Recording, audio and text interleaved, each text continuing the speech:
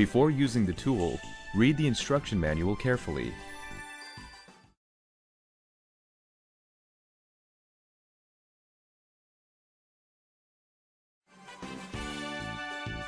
This is the main switch. When you turn on the switch, the tool takes the initializing action. For your safety, always keep the main switch turned off when the tool is not in use.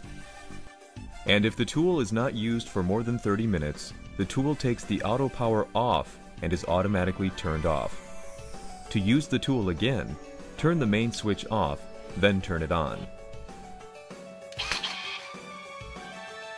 This is the trigger. When you pull the trigger after the initializing action is completed, the tool starts tying action. This is the trigger lock.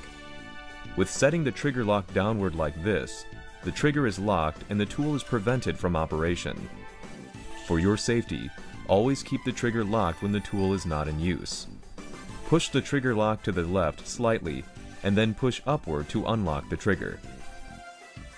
This part is called the arm. The tie wire comes from the tip of this arm part. This is the curl guide. If the curl guide is opened when the trigger is pulled, the tool emits this beeping sound and does not start tying action.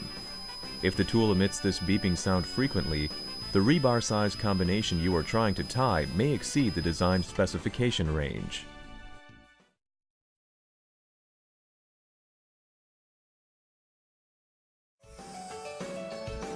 Basically, there are 3 types of wire currently available.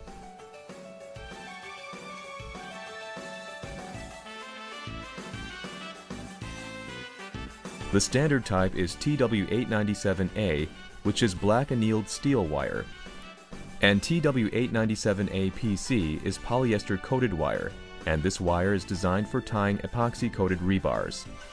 TW897A EG, electric galvanized steel wire.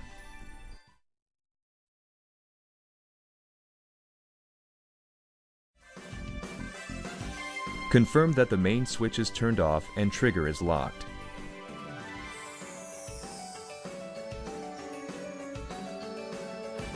Then, press the release lever. Also, confirm that the release lever is caught in the red release stopper. Push the reel stopper to release the reel holder. Peel off the adhesive tape holding the tie wire about halfway like this. Do not peel it entirely from the wire spool to avoid tangling the wire. This is the brake. The wire reel is stopped by the brake after the wire feeding action is completed.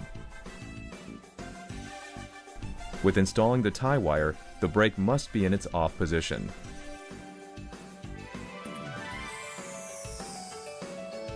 Set the tie wire in the wire spool magazine and push the reel holder. Push the reel stopper again to lock the reel holder. Next, insert the tip of the wire into the pipe, which is the silver tube part.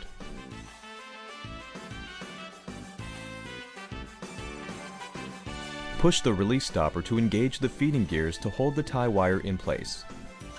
At this stage, peel off any tape that still remains. Turn the wire spool to remove slack in order to keep the wire tension high enough. Turn the main switch on. The tool will then take the initializing action.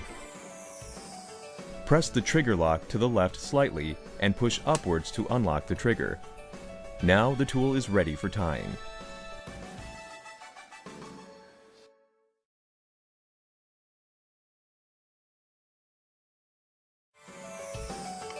When tie wire gets jammed around hook parts, remove it according to the following process.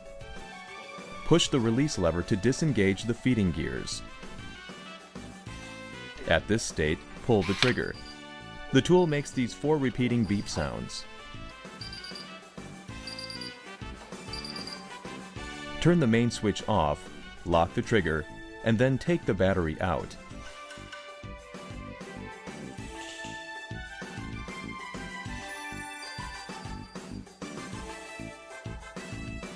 Confirm that the twister is in its extended position.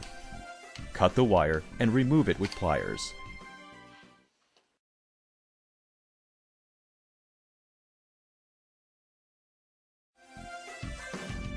Hold the tool at a 45-degree angle with respect to the rebar cross. Apply the tool perpendicular to the surface of the crossed rebars. After the tie is complete, lift the tool upwards. This flexible curl guide enables this action to proceed with ease. If you need to cross tie, bend the tail of the first tie before making the second tie of the cross tie.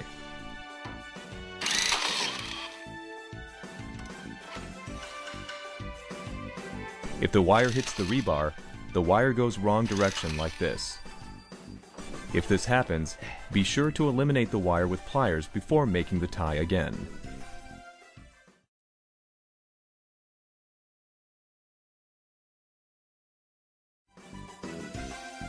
Foreign substances such as iron powder or concrete dust may cause the tool to malfunction, especially these feeding gears. The brake part should be kept as clean as possible.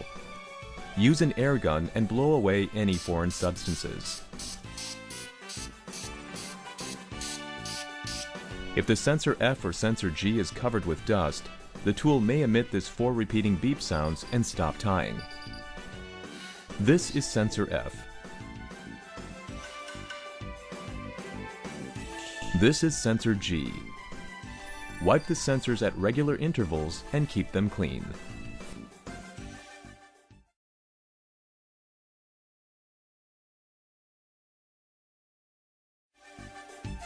To keep the tool lightweight, the body of the Max rebar tire tools are made of plastic. If the RB series tools are dropped from a high place, the frame may crack or break. Take care not to drop the tool.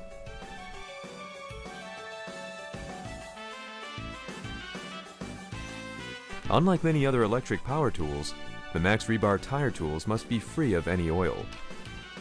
Users must not lubricate in or around feeding gears or anywhere inside the tool.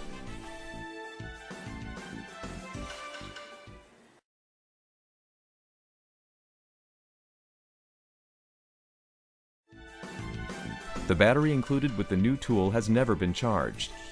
Charge it completely for 30 minutes before use of the tool.